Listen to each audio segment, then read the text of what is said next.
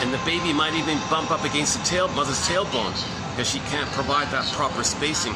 And you don't have gravity that's supposed to flow with the contractions, with the oxytocin, with the loosening, and the baby flows. So you interrupt it, and you put, and to boot, the feet, the syrups thing, the stirrups, whatever. So that even accelerates, that kind of encourages the tail. It makes it harder for the mother to push back her tailbone if her legs are up. So that, they say, well, that's how you traumatize the baby. They want to traumatize the baby because the baby will think someone robbed his soul. That's his home.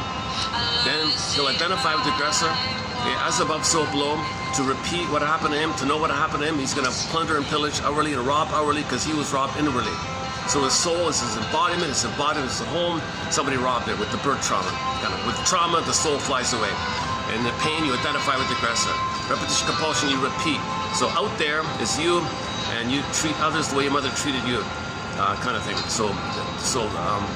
We're very disturbed. This is a very disturbed thing to deliberately traumatize the baby, to suffer they call it suffer the baby like that, to turn them into, quote, flying monkeys, to go and pillage and plunder. So man, oh man, then you got the most traumatized of the most traumatized of the most traumatized. Seems to be the 80-20 thing, something like that. Now I don't know why those with the shaded beige tone of skin seem to be more traumatized. The pineal gland disturbed, or the living in the colder places for a long time. That kind of thing like that. But I mean, what I'm trying to say is, what caused people to traumatize the babies? Like, what caused that? You know. So maybe it's just random. I don't know. Or maybe it is. The weather, it was cold, and the panic to grab and hoard or something. I don't know how. No one knows how it happened. No one knows our history. See, when we don't know our history, you see, we're kind of like influenced by it.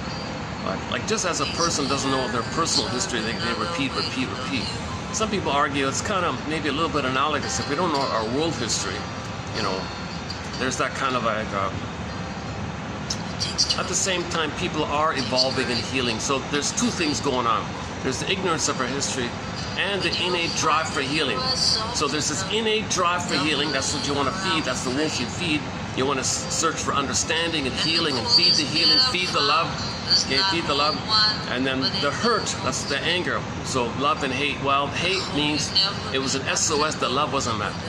So this confusion of the battle between good and bad, or love and hate, it's a little confusing because hate, as mentioned recently, is just an SOS that the love needs are not met. It's the same life force. The baby's life force is